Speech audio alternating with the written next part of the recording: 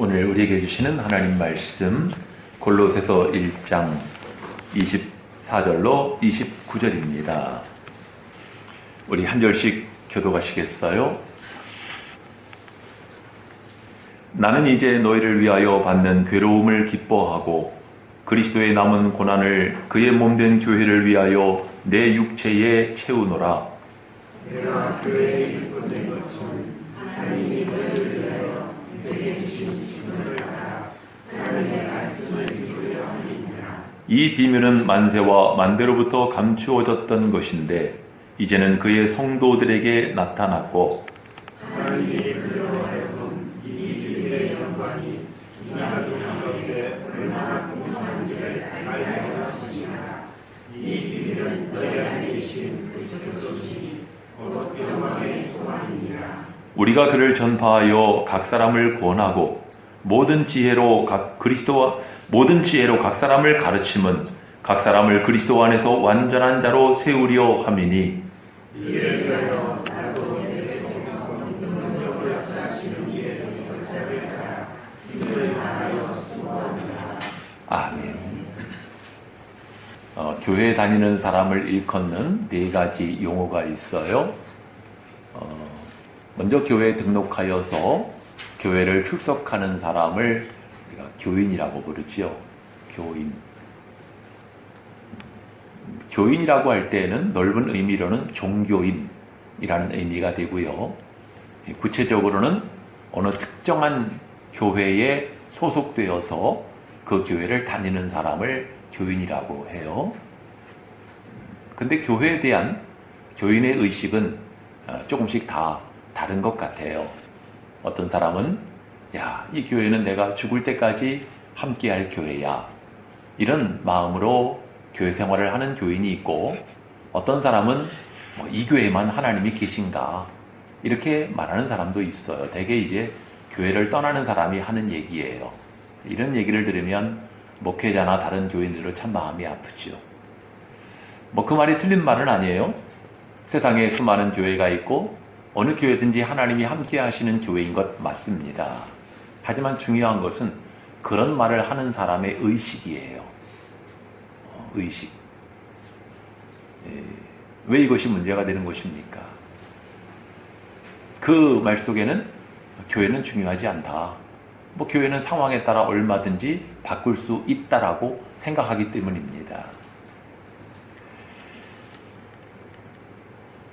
여러분들 그런 의식을 갖게 되면은 정말 교회를 중요하게 여기지 않아요.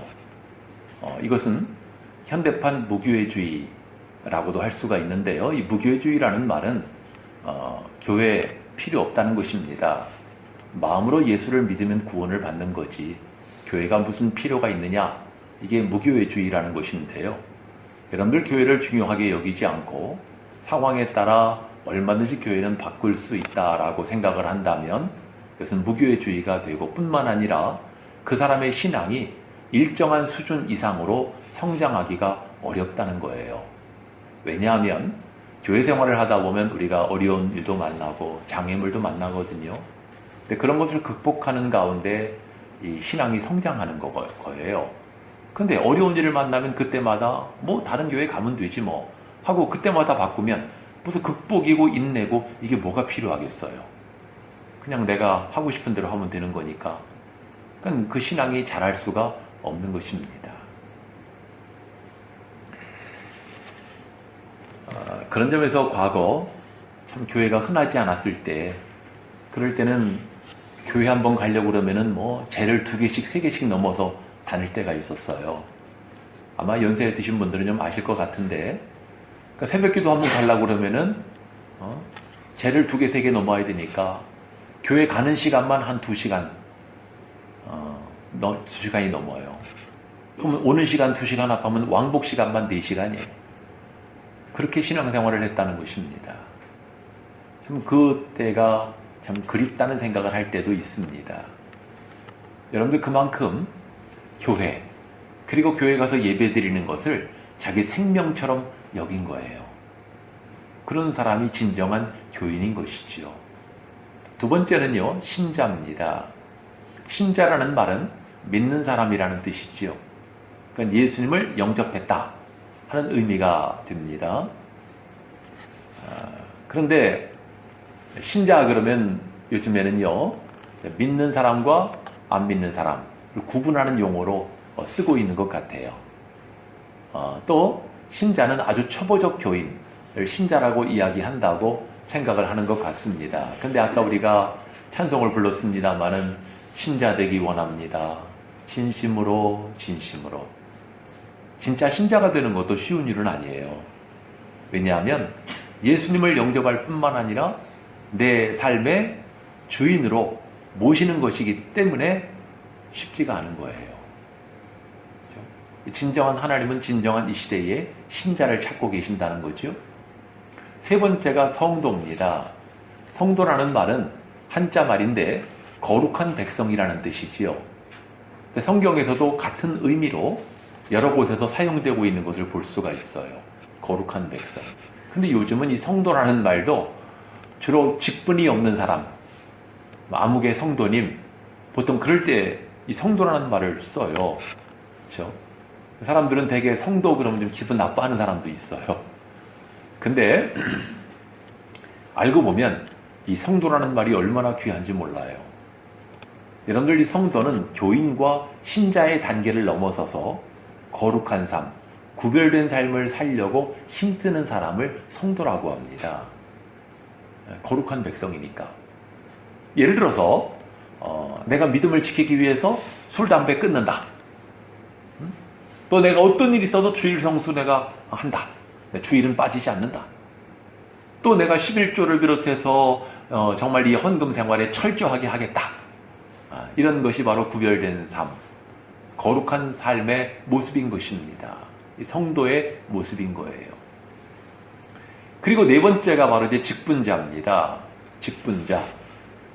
혹은 뭐 사역자라고 이야기를 하기도 하는데, 이 직분자와 사역자는 약간 다른, 어감이 다른 부분이 있어요.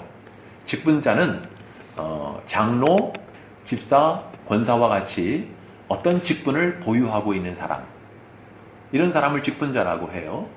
반면에 사역자는 어떤 특정한 부분에 이렇게 부르심을 받아가지고 전적으로 그 사역에 헌신하는 사람을 사역자라고 합니다. 그런 점에서 직분자와 사역자는 약간 다른 부분이 있다라고 하는 거죠. 하지만 직분을 받았다라고 하는 것은 사역을 위해서 받는 거예요. 그렇죠? 사역을 위해서 직분을 받는 것입니다. 근데 우리 교회 직분 가운데 장로, 안수집사, 권사를 되게 높은 직분이다. 그래서는 중직이라고 불러요. 중직자다. 또 이 직책은요, 이 중직자는 정년 때까지 재허가를 받지 않기 때문에 계속 심호할 수 있기 때문에 항존직이라고도 부릅니다. 근데 오늘날 한국교회의 문제는요, 이 중직을 명예직 또는 감투로 여기는 것이 오늘날의 많은 교회들의 문제가 되고 있다라고 하는 것입니다. 여러분들, 이 중직이라고 하는 것은요, 그만큼 교회에 대한 책임이 크다는 것을 의미해요. 그만큼 맡은 역할이 중하다는 것을 뜻하는 것입니다. 여러분들이 다 알고 있는 바인지는 모르겠지만 이 시간에 다시 한번 우리가 교회 다니는 사람을 부르는 네 가지에 대해서 여러분들에게 좀 설명을 드렸는데요.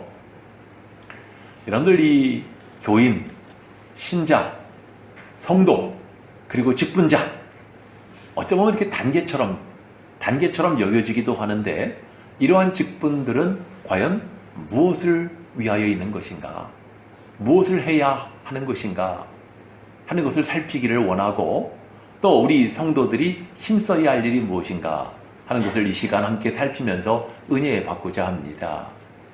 지난 9월 22일 날 같은 제목으로 설교를 했어요. 그래서 오늘은 두 번째라는 표시가 붙은 거예요. 내용은 전혀 다르지만, 자, 오늘 본문 우리가 같이 교독을 했습니다만은 이 본문의 내용은 크게 세 가지를 우리에게 분명히 나타내고 있어요. 첫째, 바울이 사도가 된 목적이 뭐냐 하는 걸 나타내고 있고, 두 번째는 바울이 사도로서 궁극적으로 추구하는 바가 뭐냐 하는 걸 나타내고 있고, 세 번째는 바울은 어떤 자세로 이 일을 하고 있는가 하는 걸 우리에게 보여주고 있어요. 먼저 첫 번째, 바울은 사도가 된 목적이 무엇인가? 오늘 본문 25절을 보시면 내가 교회에 일꾼 된 것은 하나님이 너희를 위하여 내게 주신 직분을 따라 하나님의 말씀을 이루려 함이라 그랬어요. 이 말씀을 자세히 보시면 자기의 뜻, 자기의 목적을 이루기 위함이 아니고 내게 주신 하나님의 말씀, 곧 하나님의 사명을 이루기 위해서 내가 교회의 일꾼이 되었다, 사도가 되었다, 직분자가 되었다 하는 이야기입니다. 그렇죠? 그리고 앞부분에 있는 24절을 보시면은 나는 이제 너희를 위하여 받는 괴로움을 기뻐하고 그리스도의 남은 고난을 그의 몸된 교회를 위하여 내 육체에 채운다 그랬어요.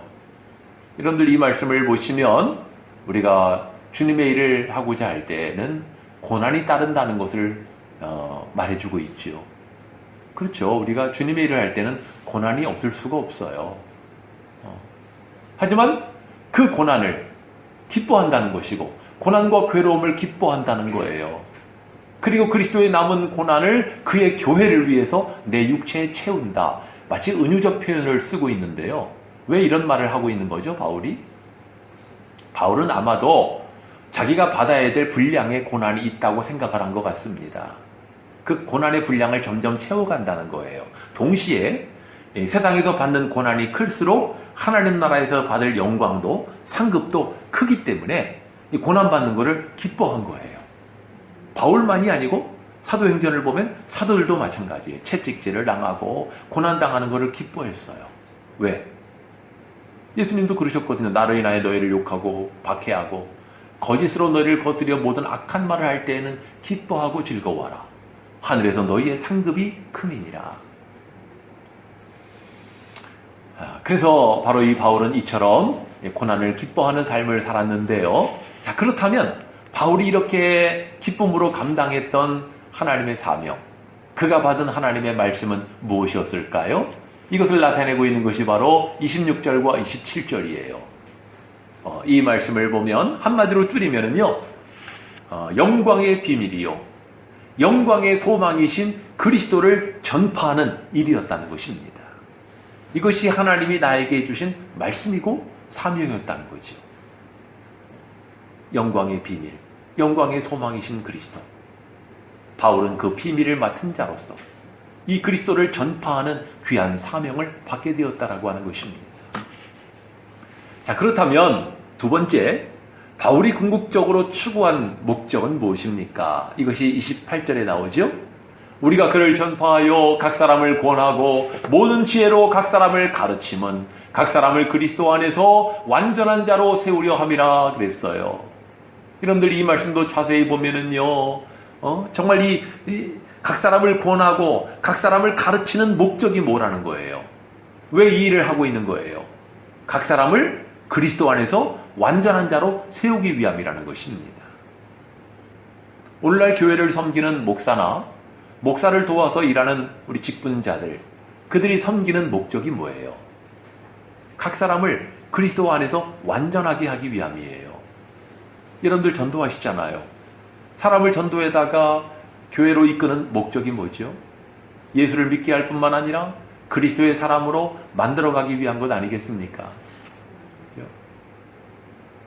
자, 여기에 대한 세 번째, 그럼 바울은 어떤 자세로 이 일을 했는가 하는 것이 바로 오늘 본문의 끝절이죠. 29절에 나타나고 있어요.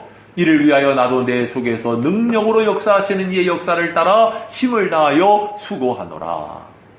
여러분들, 바울은요, 원래 지성인 중에 지성인이었고 또 아주 율법에 철저한 사람이었고 바리새인이었고요. 또 이 장래가 촉망되는 젊은이였었어요. 근데 그런 모든 육체의 자랑거리들을 다 해로 여기고 심지어 배설물로까지 여겼던 것은 바로 이 주님의 일을 하는 것이 가장 귀한 일임을 알았기 때문인 것입니다. 오늘날 저를 비롯한 많은 목사님들이 이렇게 목회사역에 헌신하는 이유가 뭘까요? 여러분들, 목사가요, 돈을 많이 벌기를 원하면 목회하면 안 돼요. 나가서 장사해야지. 그러지 않겠어요? 돈 많이 벌기를 원하면 목회하면 안 돼. 장사를 하든지 사업을 하든지 그러면 돼요. 왜 목회하는 겁니까? 성도를 온전케 하는 이 일을 위하여 내 속에서 역사하시는 이의 역사를 따라 힘을 다하여 수고하는 것입니다. 이것이 많은 목사님들이 목회하는 목적이 아니겠습니까? 각 사람을 권하고 모든 지혜로 각 사람을 가르치고 그 각 사람을 바른 길로 이끌기 위해서 이러한 일을 하는 것입니다. 지금 여러분들에게 본문을 통해서 이 세 가지 면을 우리가 살펴보지 않았어요. 그렇다면 바울이 추구하는 바, 그리고 오늘날 주의 종들이 추구하는 바, 온전한 사람은 어떤 사람인가? 또 여러분들이 힘써야 할 그 온전한 사람은 어떤 사람인가 하는 것을 좀 살펴보려고 하는데, 우선 첫 번째는 여러분들의 신앙과 삶이 온전해져야 합니다. 여러분의 신앙과 삶이 온전해져야 돼요. 여러분들 온전한 신앙과 삶이라고 하는 것은 우리 그리스도인들이 추구하는 신앙의 목적이에요. 어떤 신앙이 온전한 신앙일까요? 우리 지난주일 설교 제목 기억하세요? 지난주일 설교 제목이 뭐였어요? 주보에도 나와 있는데 앞부분에 신앙 바로 세우기였잖아요. 그죠? 예수 그리스도를 기초로 불타지 않을 금이나 은이나 보석과 같은 것으로 구조물들을 세워야 한다고 그러지 않았어요? 그럼 이게 뭘 의미한다고 그랬죠? 금이나 은이나 보석과 같은 구조물을 세운다는 것은 무엇을 의미한다고 그랬어요? 바로 우리가 희생과 헌신으로 주님의 일을 하고 나아가서 순종하고 금보다 더한 믿음으로 굳건해지는 것이라고 그러지 않았어요? 그렇죠. 우리의 믿음이 굳건해야 정말 이 온전함을 이룰 수가 있는 것입니다. 여러분들 기초가 튼튼하면요, 그 집은 웬만해서는 무너지지 않아요. 기초가 튼튼하면. 이것은 무엇을 말합니까? 주님과 나와의 관계를 말하는 거예요. 주님과 나와의 관계가 분명하면 아무리 누가 뭐라고 그래도, 아무리 어떤 사람이 뭐라고 그래도 흔들리지 않아요. 주님과 내가 분명한데 뭐 다른 사람이 뭐라고 하든 그게 뭐가 중요해요? 그러지 않습니까? 여러분들이 이렇게 교회를 나와서 예배를 드리고 있잖아요. 예배를 들으면서 이제 설교를 들어요. 여러분들이 설교를 듣는 목적이 뭐죠? 설교자를 통해서 주시는 하나님의 메시지, 나에게 주시는 말씀을 듣고자 함이잖아요. 그렇죠? 우리가 설교 말씀을 들을 때요, 정말 낙심한 가운데 있는 사람은 설교를 통해서 위로와 다시금 소망을 얻는 것이고, 또 혹시라도 회개할 것이 있는 사람은 설교 말씀을 통해서 정말 회개하고 다시 깨닫고 돌이키는 것이고, 어떤 경우에는 설교 말씀을 듣다가 병이 낫는 경우도 있는 것이고요. 이런 역사들이 나타나는 것이 설교의 현장입니다. 중요한 것은 여러분들 이 설교 말씀을 들을 때 우리에게 중요한 것은 바로 이 배우는 것, 깨닫는 것입니다. 무엇을 배웠느냐, 무엇을 깨닫느냐 하는 것이죠. 학생들은 학교에 가가지고 공부를 해요. 공부를 하는 목적이 뭐예요? 이전에 몰랐던 지식을 습득하는 거거든요. 그래서 지식이 성장하는 거예요. 또 목적을 이루기 위해서. 이처럼 여러분들이 교회에 와서 말씀을 듣는 목적은 여러분들의 신앙이 성장하기 위함이에요. 어떤 자세로 우리가 말씀을 들어야 될까요? 오늘 본문을 보면 사도 바울은 어떤 자세로 사도의 일을 했어요? 내 속에서 역사하시는 이의 역사를 따라 힘을 다하여 수고하노라. 그랬다면 여러분들도 여러분들이 할 수 있는 최선을 다해서 정말 수고하면서 배우는 일에 힘써야 할 줄로 믿습니다. 결국 이 배우는 자세가 바로 되어야 하는데, 여러분들 좀 외람된 이야기지만은요, 설교를 듣지만 말씀을 듣지만 은혜를 받지 못하는 사람이 있거든요. 다 은혜를 받으면 좋겠는데 그렇지 못하는 사람도 있어요.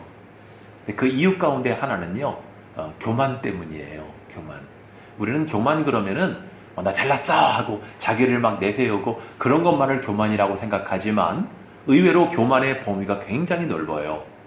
교만이라고 하는 것은요, 내 세계가 따로 있는 거예요. 내 세계가. 목사님이 아무리 뭐라고 얘기해도 나는 내 생각, 내 상태를 고수하겠다. 이것이 교만인 것입니다. 이런 마음을 갖게 되면은 설교 말씀을 들어도 자꾸 비판이 나와요. 또 방관자적인 자세를 취해요. 옆집에서 그냥 떠드는 소리로 들리는 거예요. 그러니까 이 자리에 와서 앉아있는 게 중요한 게 아니고 어떤 마음을 갖느냐가 중요한 것이요. 여러분들 뭐 어떤 사람은 그런 얘기를 해요. 야, 그런 얘기는 뭐 목사님이니까 하는 얘기지 뭐. 또는 어떻게 사람이 성경대로만 살아요? 그런 얘기하는 사람도 있어요. 내 삶은 그렇게 쉽지 않다는 거예요. 내 삶은 팍팍하다는 거예요. 녹록지가 않다는 거예요. 성경 말씀만 가지고 살 수 없다는 거예요. 죄송한 말이지만 이런 것들이 다 교만의 범주에 들어가요. 여러분들 이렇게 심령이 교만해지게 되면 아무리 많은 말씀을 들어도, 아무리 주옥 같은 말씀을 듣는다 하더라도 그 심령은 피폐할 수밖에 없는 것입니다. 은혜를 받을 수 없기 때문에. 그래서 우리는 겸허한 말씀으로 말씀을 경청을 해야 되는데, 성경을 보면, 구약 성경을 보면 설교가 무엇인가를 잘 나타내주는 구약 성경이 있더라고요. 전도서 12장 11절 말씀이에요. 우리 같이 한번 읽어보실까요? 시작. 시작의 말씀은 들으면서 책책하고 그중에 스승의 말씀은 잘 박힌 것 같으니 다 한국자가 주신 말이니라. 설교가 무엇인가를 나타내주는 구약의 말씀입니다. 여러분들 채찍은 아파요. 여러분들 못을 박아보셨죠? 못을 박으면 쿵쾅거리는 시끄러운 소리와 함께 못자국이 남아요. 못자국이 없이 못을 박을 수는 없어요. 상처입니다. 못자국은 상처예요. 지워지지 않아요. 한번 못자국이 나면 없앨 수 없어요. 여러분들 이렇게 우리가 말씀을 듣다 보면 채찍으로 느껴질 때가 있는데, 이를 통해서 내 영혼이 각성하는 것이고, 또 비록 상처가 남을지라도 말씀을 통해서 어떤 역사가 일어납니까? 못은요, 떨어져 있던 두 물체를 아주 꽉 붙들어 매주는 역할을 해요. 딱 붙여주는 역할을 하는 게 못이잖아요. 그러니까 말씀과 나를 딱 이어주는 역할을 해요. 주님과 나를 딱 붙여주는 역할을 하는 것입니다. 여러분들이 그렇게 되어야 되지 않겠습니까? 겸비한 심령으로 말씀을 들을 때, 또 회개할 때 여러분들은 이렇게 되는 줄로 믿습니다.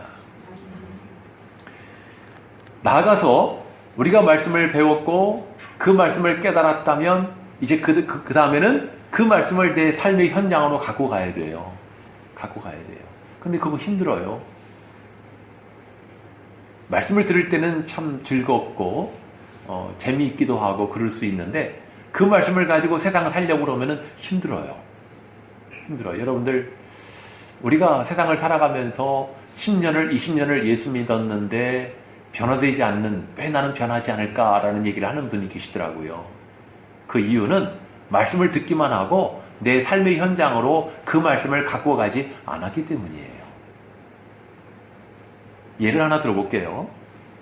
여자가 이제 산부인과를 갔어요. 산부인과 의사가 축하드립니다. 임신이에요. 그럼 여자분들 기분이 어떻던가요? 기분이 정말 얼마나 감격스럽고 기뻐요. 야, 내 뱃속에 드디어 새로운 생명이 생겼구나. 내가 드디어 임신을 했구나. 감격스럽잖아요. 어째 안 경험해 보신 것처럼 그러시는 것 같은데 그렇잖아요? 근데 여러분들 그때뿐이라는 거예요. 그 다음부터는 고역이 따라요. 어떤 고역이 따라요? 이제는 그 다음부터는 뭐를 보고 뭘 듣고 뭘 먹고 어디를 가는 것에 신중해야 돼. 왜? 그것이 내 태아에 영향을 미치기 때문에. 또 게다가 점점 배가 불러오잖아요. 내 몸도 무거운데 아기까지 안고 다니려고 그러면 얼마나 무거워요. 그렇죠? 여러분들 말씀을 배우고 말씀을 품는 것은 이와 같습니다. 말씀을 품고 살지 않으면 편해요. 하지만 말씀을 품고 살아가면 고역이에요. 그럴 수밖에 없죠. 하지만 이 과정을 인내하면, 잘 참고 견디면 나중에 출산의 기쁨을 누리잖아요. 내가 힘들게 고생해서 낳은 자식 얼마나 사랑스러워요. 출산의 기쁨을 누리고 진정한 어른이 되는 거란 말이죠. 엄마가 되는 거예요. 마찬가지로 여러분들이 말씀을 품고 그 말씀과 씨름을 하고 말씀대로 살려고 애를 쓰고 그러다 보면 여러분들은 온전함에 이르게 되는 것입니다. 여러분들 잘 참고 견디심으로 여러분들의 신앙과 삶이 온전함을 이룰 수 있기를 원합니다. 두 번째는요, 직분과 사역에 충성해야 합니다. 한번 따라해 보십시다. 직분과 사역에 충성하자. 여러분들 이 신앙과 삶이 온전함을 목표로 한다면 직분과 사역은 충성을 요구합니다. 근데 상식적으로 생각해 보면 그래요. 우리가 정말 이 신앙과 삶이 온전해진 사람이 비로소 직분을 받고 충성할 수 있지 않느냐 이 생각을 해요. 그렇죠? 사람이 온전해야 직분도 감당하는 거지. 우리 그렇게 생각하잖아요. 근데 하나님이 일하시는 방법은 조금 달라요. 하나님은요, 온전한 사람, 다 된 사람을 부르시지 않더라고요. 부족한 사람, 실수 많은 사람, 허물 많은 사람, 그런 사람을 하나님의 직분자로 부르세요. 그리고 그런 사람에게 사역을 주셔가지고 그 사역을 하는 과정 속에서 그 사람을 온전하게 만들어 가셔요. 충성된 사역자로 바꾸어 가시는 거예요. 여러분들 예수님의 제자들이 다 뭐 자격이 있어가지고 제자가 됐나요? 그들은 다 부족함이 많았어요. 실수가 많은 사람이었어요. 하지만 주님과 함께하는 과정 속에서 점점 온전해져 가게 되었고 점점 충성스러운 사역자가 된 것 아니겠습니까? 그러니까 여러분들 우리가 사역을 어떤 직분을 받을 때 사역의 임무를 받을 때는요 어떤 마음을 가져야 될까요? 제가 부족하지만 제가 정말 순종하는 마음으로 열심히 하겠습니다. 그게 맞는 거예요. 하나님이 그런 사람을 기뻐하시는 거예요. 여러분들 교회에는 여러 직분과 직책이 존재하죠. 이런 것들은 다 그리스도의 몸인 교회를 세우기 위함인 거거든요. 그렇죠? 여러분들 목사 혼자서 주의 일을 할 수는 없잖아요. 여러분들이 각각 저를 돕는 것이지만 사실은 근원적으로는 주님의 일꾼인 거예요. 교회의 일꾼인 것입니다. 교회의 발전을 위해서 성장을 위해서 일하는 것 아니겠어요? 근데 제가 목회를 하면서 보면은 좀 안타까운 분들이 계세요. 교회를 등록하고 다닌 지 뭐 한 10년 됐고 그런 분인데 여전히 일을 못하겠다는 거예요. 직분을 안 받겠다는 거예요. 그런 분이 있더라고요. 심지어는 직분 주면 뭐 자기한테 사역을 주면 자기 떠나겠대 교회. 그런 사람도 있어요. 협박을 하더라고 아주 그냥. 여러분 생각해 보세요. 교회를 다니지 10년이 됐는데 직분을 받지 않고 사역을 하지 않는다고 그러면 그 문제가 있는 건 아닙니까? 그렇지 않아요? 근데 여러분들 그런 사람들은요 되게 뭐 자기는 뭐 내 믿음 하나 간수하기도 아주 내가 빠듯한 사람이에요, 버거운 사람이에요, 그렇게 이야기를 하지만은 제 교회는 어떻게 들리는 줄 아세요? 저는 자유롭고 싶어요. 저는 교회 일에 얽매이기 싫어요. 그런 뜻으로 들려요. 제 말이 틀리지 않았을 것 같아요. 여러분들 자유롭게 살고 싶으면은 사실 그런 거 할 필요 없죠. 우리가 왜 이런 일을 하는 것입니까? 주님의 몸된 교회를 세우기 위함인 것이고 정말 하나님 앞에 충성하기 위한 것 아니겠어요? 여러분들 그런데 역으로 말하면 그런 사람들은요 그렇게 뭐 직분도 싫고 뭐 사역도 싫다 거부하는 사람들은 역으로 이야기하면 신앙과 삶도 온전해지기가 어렵다는 사실입니다. 그 이유가 뭘까요? 아까 이야기했죠? 하나님께서는 부족한 사람을 불러서 온전하지 못한 사람을 불러서 직분을 주시고 사역을 맡기신다고 그러지 않았어요. 그 과정 속에서 점점 온전해진다고 그랬잖아요.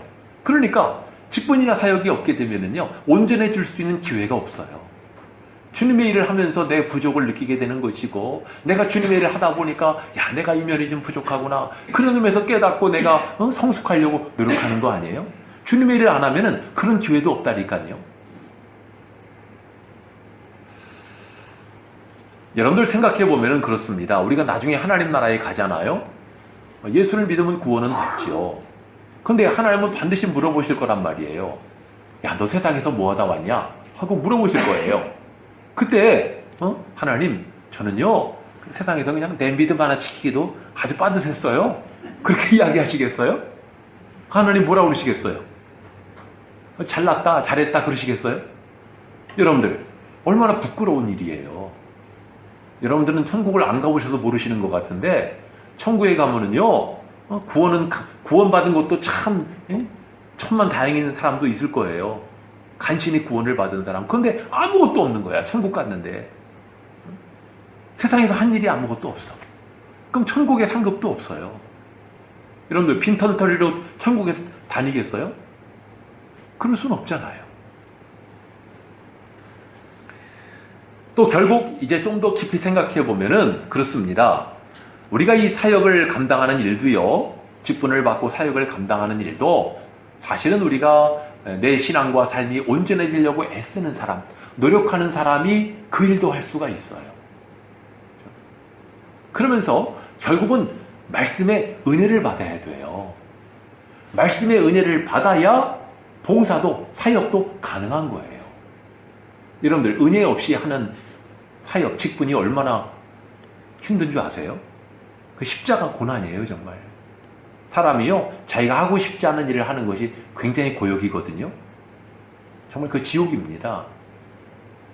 여러분들, 은혜가 없으면 여러분들이 받은 직분이나 사역은 다 십자가예요. 무거워요. 여러분들, 우리가 정말 주님의 은혜가 너무 감사하고 너무나 크다라고 하는 것을 느끼는 사람은요, 내가 주님의 은혜를 이렇게 크게 받았는데 내가 뭘 해도 주님을 위해 봉사해야 되지 않겠는가, 그런 마음을 가지고 뭐라도 하려고 애를 쓰는 것이고, 또 그렇게 죽도록 충성하는 사람은요, 주님, 저는 정말 아무것도 안 했습니다, 아무것도 아닙니다, 그렇게 이야기를 해요. 당장 사도 바울이 그러지 않았어요? 사도 바울이 그런 얘기예요. 내가 다른 사도들보다 더 많이 수고하였으나 내가 아니다. 나는 사도라 칭함 감당치 못할 자라고 이야기를 해요. 왜? 내가 옛날에 주님을 박해했기 때문에. 내게 직분을 주신 것만도 너무나 고맙다는 거예요. 그래서 죽도록 충성한 사람이 바울인 것입니다. 여러분들, 고린도서 4장 2절 말씀 같이 한번 읽어보십시다. 시작. 그리고 맡은 자들이 구할 것은 뭐라고요? 충성이니라. 이 부분을 이제 우리말 성경을 보니까 이렇게 번역이 됐더라고요. 그리고 맡은 사람들에게 요구되는 것은 그들의 신실함입니다. 이게 무슨 말이에요? 그러니까 우리가 어떤 직분을 받고 사역을 받았으면은요, 때로는 우리가 시험 가운데 있을 때도 있잖아요. 시험을 당했어도 충성하고, 은혜를 받았을 때도 충성하고, 비가 오나 눈이 오나 바람이 부나 그저 내가 맡은 자리에서 주님의 일을 내가 충성스럽게 감당하는 그것이 신실함입니다. 하나님은 그런 사람을 찾으시는 거예요. 여러분들, 이 자리에 계시는 여러분들, 충성된 직분자들, 사역자들 되시기를 바랍니다. 세 번째, 어떤 상황에도 주님과의 만남에 힘써야 합니다. 자, 이거 한번 따라해 보십시다. 어떤 상황에도 주님을 만나는 일에 힘쓰자.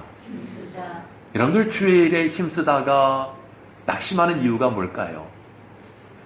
교회 일에 충성스럽게 봉사하다가 시험 드는 이유가 뭘까요? 한마디로 주님과의 관계가 멀어졌기 때문이에요. 주님과의 관계가. 어느 목사님이 교회 부흥을 위해서 이런 사역 저런 사역을 막 많이 만들었어요. 그러다 보니까 뭐 아침부터 저녁까지 눈코 뜰 새가 없는 거예요. 사역들이 많다 보니까. 그러다 보니까 지쳤어요. 목사님이 심령이 피곤해졌어요. 어느 날 이제 너무 피곤해져가지고 밤중에 이제 교회 기도실에 내려가서 기도하겠다고 엎드려 있는데 밖에 이제 발작 소리가 들려요. 그리고 누군가 기웃거리는 것이 느껴진 거예요. 그래서 나가서 문을 열고 보니까 사랑하는 딸아이예요. 어린 딸아이가 그러는 거예요. 이제 아빠가 어쩐 일이냐? 그러니까 이 딸아이가 하는 말이, 요새 통 아빠 얼굴을 못 봐서요. 아빠 얼굴 좀 보고 싶어서 왔어요. 그 순간 이 딸아이의 말이 하나님의 음성으로 들리더래요. 이 목사님이. 하나님께서 하시는 말씀이, 얘야, 내가 요즘 또 너를 못 봤다. 너를 좀 보고 싶구나. 네가 나를 위해서 뭐 이 일 저 일 한다고 하는데 내가 너한테 원하는 것은 네가 나와 만나주는 것이야. 거기서 이 목사님이 크게 깨달았게 되었다는 거예요. 야, 내가 주님을 위해서 뭐 일한다 저 일한다 교회를 부흥시킨다고 내가 뭐 이것저것 했는데 그러다 보니까 내 심령이 피곤해졌잖아요. 기도 시간은 점점 줄어진 거예요. 그래서 내가 이렇게 피곤해졌고 지쳤고 이런 상태가 되었구나 회개하게 되었다는 것입니다. 여러분들, 우리가 온전한 신앙, 온전한 삶을 이루는 것도 중요하고 직분을 받아서 충성하는 것도 중요하지만 그 어떤 것보다 우선되고 그 어떤 상황에도 힘써야 하는 일은 주님을 만나는 것입니다. 여러분들, 유명한 종교개혁자인 마르틴 루터가 이런 명언을 남겼어요. 내 생활이 이전보다 2배는 더 바빠졌다. 그러므로 이제부터 내 기도 시간도 2배로 늘린다. 역설적이지만 사실은 이게 맞는 거예요. 우리는 어떻게 해요? 내 생활이 2배로 바빠졌으면 기도 시간도 절반으로 줄인다. 보통 그러잖아요. 이게 잘못된 것이란 말이죠. 일이 바쁠수록 여러분들의 기도 시간을 늘리시기 바랍니다. 여러분들, 아무리 주님의 일을 한다고 해도요, 여러분들이 기도가 없으면은 나 홀로 하는 일이에요. 여러분 혼자 일해 보셨어요? 얼마나 힘들어요. 얼마나 지쳐요. 하지만 여러분들이 기도에 힘쓰면 누가 일하십니까? 주님이 일하십니다. 그리고 그 주님이 나와 함께 하시는 거예요. 그런 사람은요, 일을 해도 마음의 기쁨과 평안이 가득해. 그리고 일의 효과도 극대화되는 것입니다. 전에 한번 소개해드렸던 이야기입니다만은 어느 장날 한 여자아이가 엄마 손을 붙잡고 장애를 갔어요. 장에 가서 보니까 이제 여러 것을 파는데 이 아이가 이게 과일을 파는 과일 가게 앞에 서 있는 거예요. 특히 과일 가게 앞에 서 가지고 앵두가 막 쌓여 있는 그걸 한참 보고 있는 거예요. 가게 주인이 그 아이를 보고 아이가 너무 귀엽게 생긴 거예요. 이 조그만한 여자아이가. 그래가지고는 너 먹고 싶은 만큼 가져가. 내가 다 줄게. 돈도 안 받을게. 그랬어요. 가게 주인이 인심을 쓴 거예요. 근데도 이 아이가 가만히 쳐다보고만 있어 그냥. 옆에 있는 엄마가 막 쿡쿡 찌르는 거죠. 야, 가져가래잖아. 근데도 가만히 있어 그냥. 보고만 있어. 답답하다 견디다 못한 이 아저씨가 자기 손으로 두 손으로 탁 움큼 잡아가지고 야, 벌려라 하고 이제 앞자락 벌리니까 거기다 두었어요. 집에 가는데 엄마가 물었어요. 야, 너 왜 아저씨가 가져가라는데 가만히 있었냐? 그러다 이 아이가 하는 말이 아저씨 손이 내 손보다 크잖아요. 그랬다는 거예요. 여러분들, 하나님의 손은 여러분들 손보다 크십니다. 하나님의 능력은 여러분들의 능력보다 크십니다. 여러분들이 직분자로서 충성한다고 할 때 여러분들 주님과 만나는 시간을 최우선으로 하시고 그 시간을 많이 가지시기 바랍니다. 그럼 하나님께서 여러분들에게 힘 주시고 능력 주시고 도우실 줄로 믿습니다. 사랑하는 우리 새로운 교회 권속 여러분, 우리 인생이란 힘쓰다 가는 거예요. 그렇죠? 인생은 힘쓰다 가는 거예요. 중요한 거는 뭐에다가 힘쓰느냐의 문제인 거죠. 제가 오래전에 쇼생크 탈출이라는 영화를 아주 제가 감명 깊게 봤거든요. 근데 거기에 명대사들이 많이 나와요. 근데 그 가운데 참 제 마음에 와 닿는 명세다가 있었는데 이런 말이 나옵니다. 사람은 누구나 바쁘게 살거나 바쁘게 죽어가는 거야. 이런 말이 참 와닿았어요. 그렇죠. 우리 인생은 바쁘게 살지만 동시에 그 말은 바쁘게 죽어가는 겁니다. 여러분들, 우리 인생이 그렇다고 한다면 이왕 그럴 바에는 우리가 참 소망을 위해서 바쁘게 힘써야 되지 않겠습니까? 바라기는 여러분들, 오늘 말씀과 같이 여러분들의 신앙과 삶이 온전하기를 힘쓰시기를 바랍니다. 또 주어진 받은 직분을 가지고 충성하는 일에 힘쓰시기 바랍니다. 무엇보다 어떤 상황에서도 주님을 만나는 일에 힘쓰시는 여러분들 되시기를 바랍니다. 그래서 은혜와 변화와 성숙의 주역들이 다 되시기를 주의 이름으로 축원합니다. 우리 힘차게 320장 부르시고 말씀을 기억하시면서 결단의 기도를 드리시겠습니다.